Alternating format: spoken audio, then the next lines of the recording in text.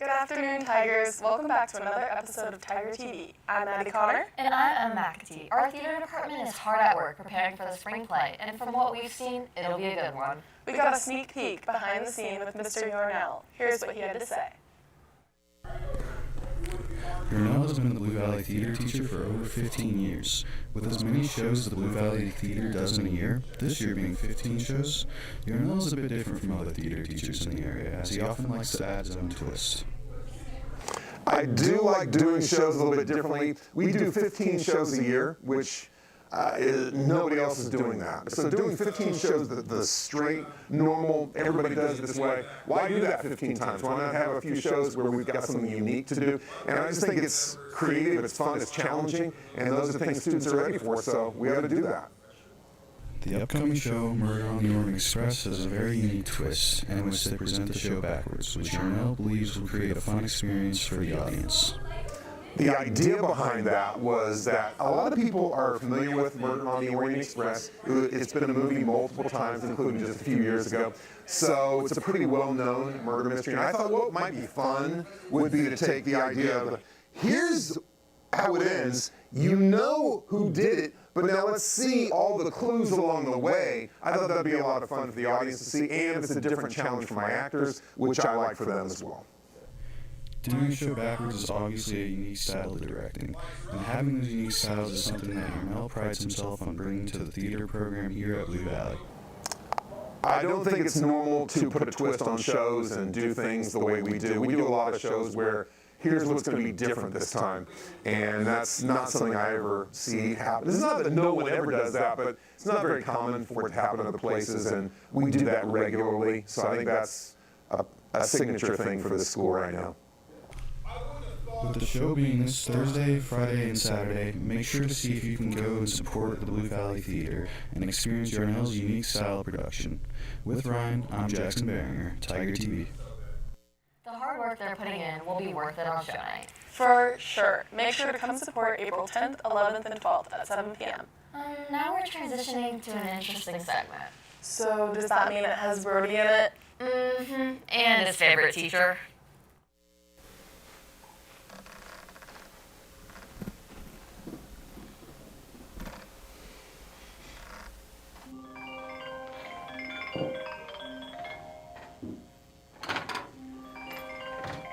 Hello?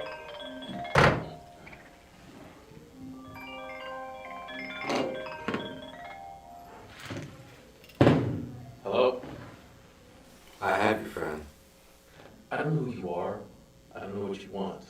If you're looking for ransom, I can tell you I don't have any money. But what I do have is a particular set of skills. Skills I've acquired over a very long career.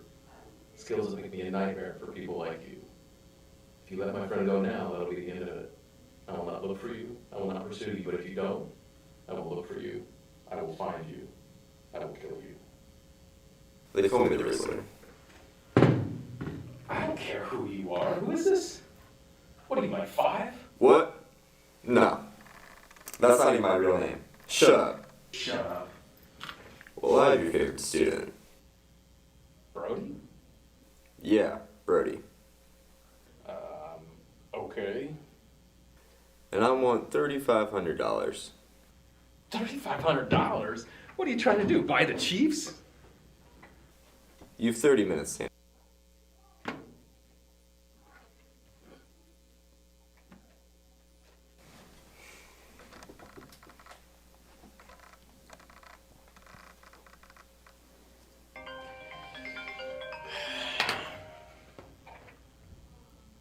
Police will come get me, I'm so scared. Can you shut up?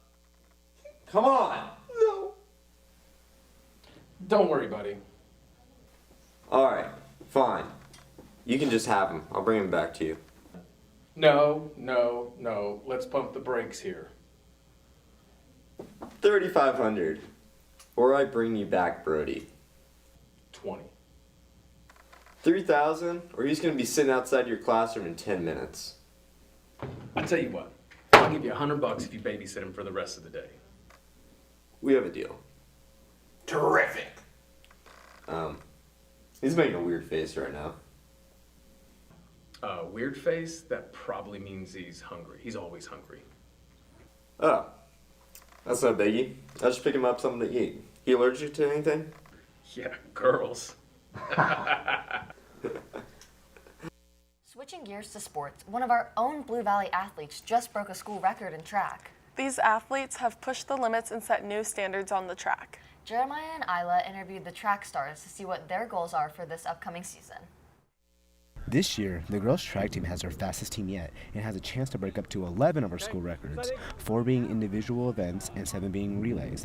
Coming into the season, there are 3 girls who hold 6 different records. On the distance team, sophomore Paige Faulkner holds the 800 freshman and school records here at BV and has been putting in hard work for years to put herself in a position to achieve those goals. It took a lot of work. I do 3 sports. I do cross country, basketball, and track. So I had been running in the fall, the summer. Now to the girls sprinters, who are led by sophomore Maria Portela, who owns the freshman 100 and 200 record, and senior Jasmine Means, who came into the season holding the 100 and 400 school records. Unlike Paige, Jasmine and Maria only compete in track and field, so for them to reach these goals, they had to put in their work on their own in the off-season. I'd say just a lot of work in the off-season, just practicing multiple hours every day, and just having like clear goals, because that's what I wanted to do coming into the season. So it felt like that was all I was there to do. Definitely a lot of time. I put a lot of time and effort. I even ran on an injury. I practiced every day. In the first track meet of the season, Jasmine broke her own record in the 100 meters, but in that same race, Maria ran even faster, now setting the record at a 12.02 seconds. Later in the meet, Maria also was able to break the school 200-meter record at 25.06 seconds. With hard work and dedication, expect big things from not only our girls team, but also our team as a whole, with the goal to break as many school records in the books as possible. With Isla Mariah, I'm Jeremiah Green, Tiger TV. Now let's move on to some hot takes from Emily and Josiah. They have some burning opinions along with the rest of the student body on the latest debates.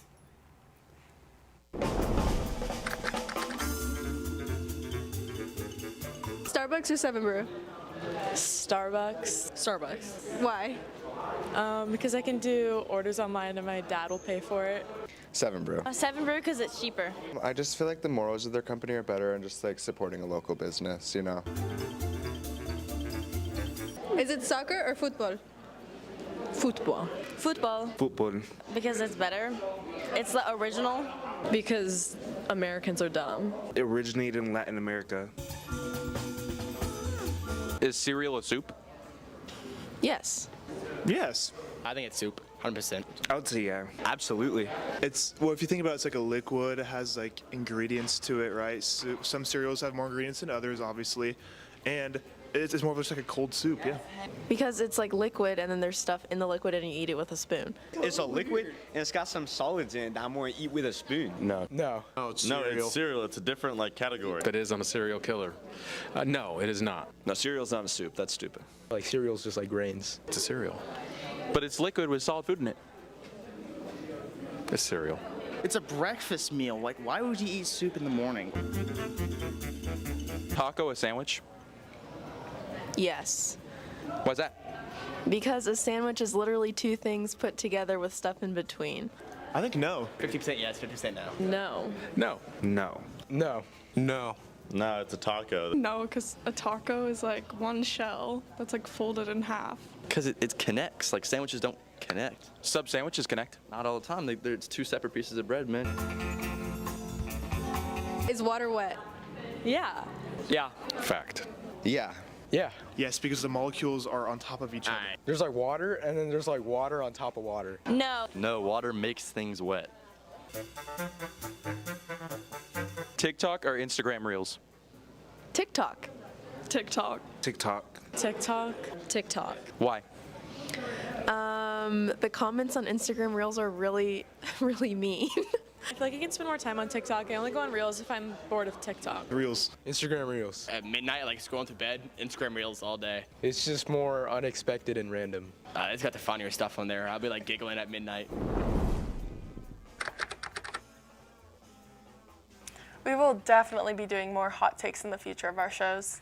Now that we've had a good laugh with the hot takes, it's time to shift gears and dive into a crucial aspect of sports that often goes unnoticed, the field of sports management. Just like those hot takes sparked lively debates, effective management can make or break a team's success. Emma interviewed Katie Thompson to learn more about the importance of sports management. At Blue Valley High, many athletes strive for athletic excellence in their fields. Senior Katie Thompson found her calling not only on the field, but also behind the scenes. Once a dedicated competitor with aspirations of athletic success, she has gracefully transitioned into the role of a sports manager. After I quit club, it was like a huge kind of like hole for me. As much as I, was tired of it, I still that's all I've known for a while. And my sister, who graduated 2 years ago, suggested that I manage the basketball team because I'd played that volleyball season, so I couldn't manage then. But for basketball, she suggested it, and she was on the JV varsity girls team that year. So I talked to Coach Erickson at the time, and he said yes.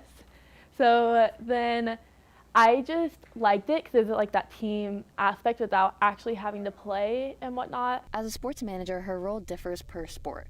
She takes stats during the games and helps out with the little things like organizing the cages, filming, and taking numbers. Thompson is majoring in sports management at KU next year and finds these opportunities helpful for her future. High school sports, even if they're not as intense as college sports, you still have to do a lot. I'm there every day for practices. I'm helping out as much as I can. At softball practice, I help out with the coaches and hand them balls during drills and whatnot. And at basketball, especially during game days, there's a lot of responsibilities there. And I feel like that's just prepared me for going to the next level. Being a manager is hard work, and there are many qualities you need to be a successful leader. I feel like being a manager is kind of a rough thing when you think about how you're a part of the team, but you're not a part of the team, I still think of myself as part of the team, but I'm not on the court with the girls. I don't play with them.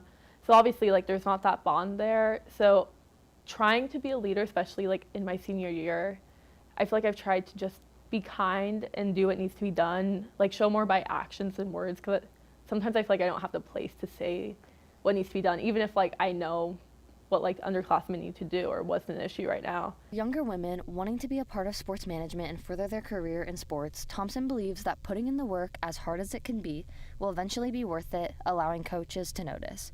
Don't be nervous to step out of your comfort zone and become a part of the sports community. Sports management is a job for anyone willing and interested in sports. I'm Emma McAtee with Tiger TV. Having gotten an inside look at the role of sports management, a pivotal sports issue is the lack of gender representation. Despite the progress we've seen in many areas, female athletes and leaders still face significant challenges in receiving the recognition and opportunities they deserve. Addie and Chloe sat down with female athletes and looked into the current state of female representation in sports. As spring sports are on the rise, people have noticed a decline in women going out for sports. This year alone, the girls' soccer team and softball team had to cut their C teams, now only having JV and varsity teams. Seniors Ashley Rindham from softball and Callie Sartino from soccer have been four-year varsity members of their sports and have seen this decline. With boys' sports, it's more common to have people going out and fighting for their sports on their teams, but with girls, it doesn't seem to be the same as of late.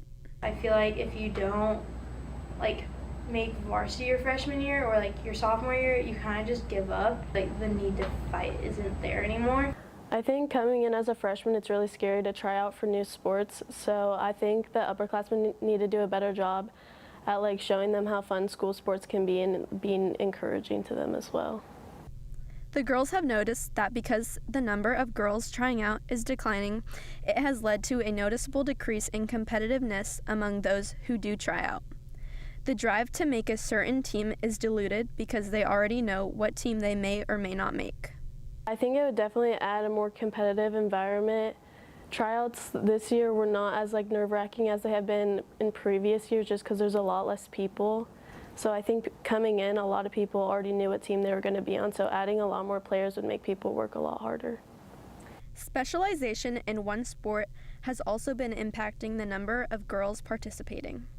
When you are only dedicated to one sport that only takes one season, it impacts other sports and the number of girls on their teams. I think it is hurting like everyone to a point.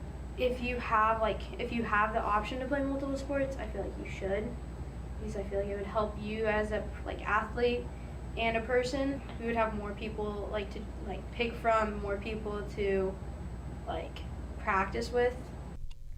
These two sports are not the only two sports being impacted, as lacrosse has now become one varsity team and girls basketball has had to shrink into smaller teams and share players. As the school year is coming to an end, girls, please keep in mind what sport you would want to try out for next year. With Addie Harris, I'm Chloe Stone, Tiger TV. While we've shed light on the importance of equality in sports, it's also a reminder to engage everyone in conversation regardless of gender. Speaking of engagement, let's lighten the mood a bit. We've all had those moments where we blank on the most obvious things, right? Right. It turns out that not everyone can name countries that easily. From mispronounces to wild guesses, our geography skills can be very questionable. Let's take a look at some of these amusing moments that will surely make you question which countries you know.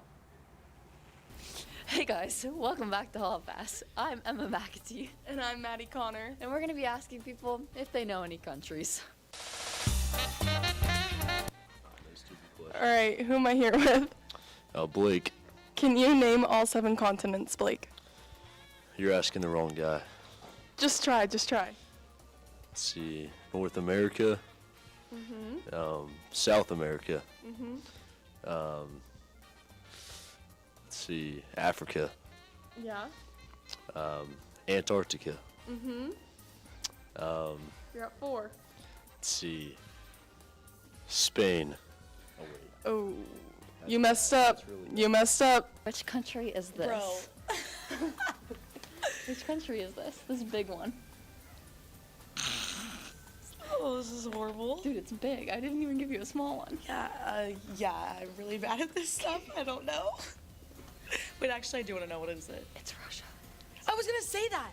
Yeah, you were. I was actually gonna say that. Say it. I was actually gonna say that. It's Russia. Yeah, it's Russia. Eva, can you name a country on this map? Asia? Asia's Wait, no. You want to try again? United States. United States isn't on this map.